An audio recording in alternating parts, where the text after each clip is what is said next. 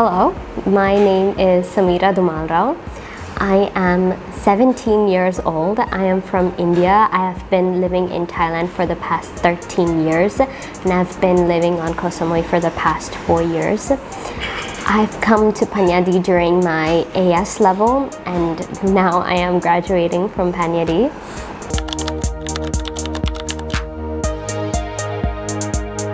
Honestly, there's no big secret in what I'm doing. I just realized that I wanted to become a diplomat as a child, so I just wrote a list of things that I have to do to be the best candidate to become a diplomat. Be it grades, the languages, the skills that I need to learn. Step by step, I just kept working through them. They said I needed to get A's and A stars, so I tried to be exceptional in all the subjects that I study, and they said the more languages that I learned, the better. I learned 7 languages, learning and developing my skills to just become the best candidate.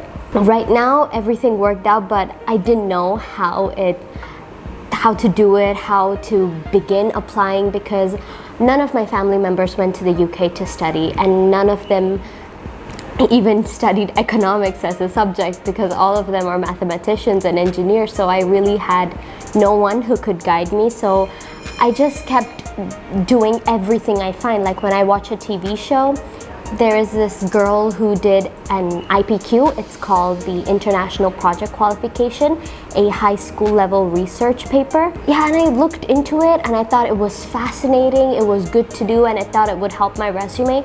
Okay, let's do the IPQ. So just like that, I find new things, I keep doing them, and sometimes they're not even on this continent, they're on the other side of the world, so there's a time zone difference. I used to have meetings at 3 a.m., 4 a.m. I have to wake up, do them, and they used to go on for hours. There were days that I didn't have enough sleep, but at the end of the day, it all worked out. So I just make a list and keep going towards that list and filling everything. I think that's the biggest secret that I have.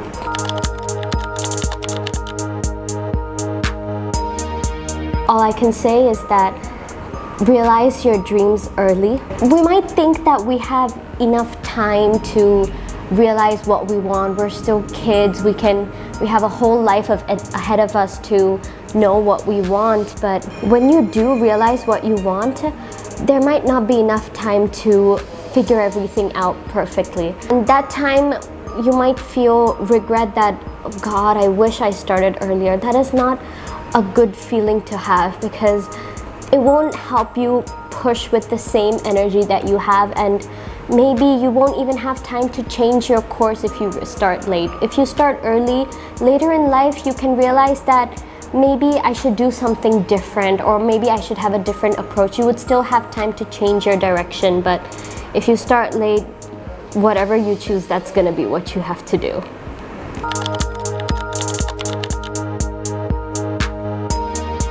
This is such a great question.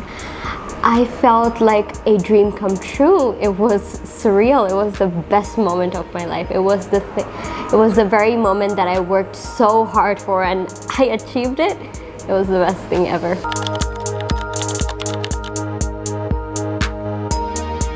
I have been studying constantly for my exams, so I really can't put a number to as to how long I studied for my exams, but for doing the application process, well, I did so many extracurricular activities, and to build those, to do all those activities and doing my resume, it took about 2 years, I can say.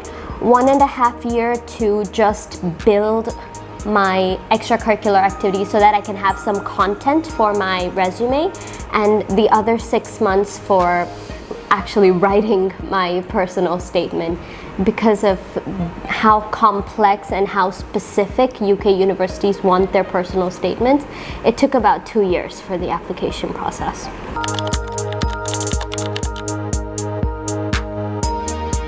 There are many challenges that I encountered during my journey. So as I mentioned earlier, I did not know what the UK university processes are, because none of my family or family circle went to the UK to study, nor did they do economics. All of them are mathematicians and engineers.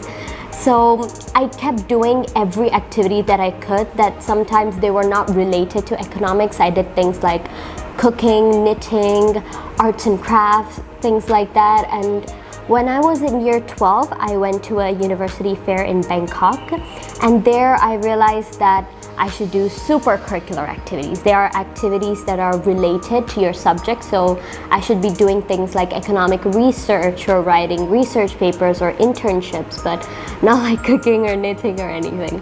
So, and by that time, I was in year 12, I had to do my AS and I had to apply in October. As well for my universities, time was little and I had to do things quickly. And the problem with doing supercurricular activities is that you have to be at least 18 to do them, and I was only 16. So I couldn't qualify for the most demanding and popular ones. And for the ones that I did qualify, they were on the other side of the world. So there was a very huge time zone difference. I used to have meetings at 3 a.m., webinars at 2 a.m., and there used to be one meeting after another, so I didn't have enough sleep for a year because of doing all these activities. And while I was doing them, I was perfect in all the activities that I did. I was always the best student and achieved the top grades of the group that I'm in. All the people around me, including my teachers, my family members, everyone said that you did too much, that's why you couldn't go, you have to stop, you just have to focus, this was all your fault. They kept judging me, and they did not give me that much support that they should have provided, and which killed me a little bit more. During that time, apart from my parents, there were only two people that were by my side, and that was teacher Chris and teacher Fabian. They did not teach me, and they don't see me every day like my regular subject teachers, but they yet stood by my side. They gave me the confidence and strength to keep pushing forward. They said that life has ups and downs, but they pass. You just have to keep fighting through them, and then you have to achieve what you have to achieve.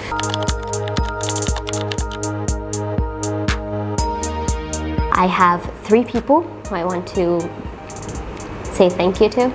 That is my parents for always being by my side, for being my rock, supporting through all my wild ideas.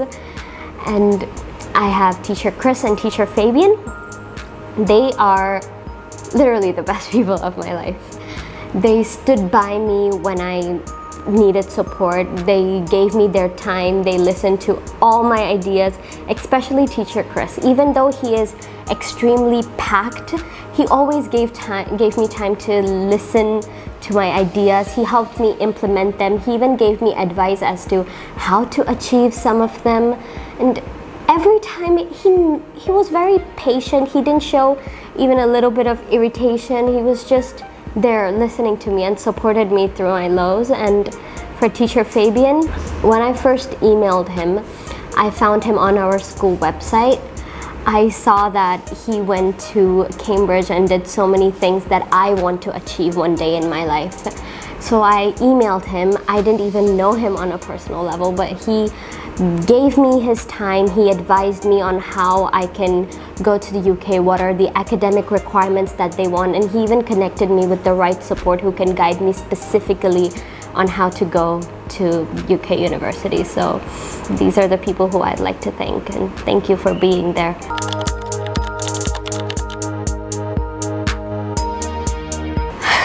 Well, now that I'll be going to the UK to do my bachelor's, I plan to study very hard to get an academic scholarship and go to Cambridge for a master's and pursue my dream.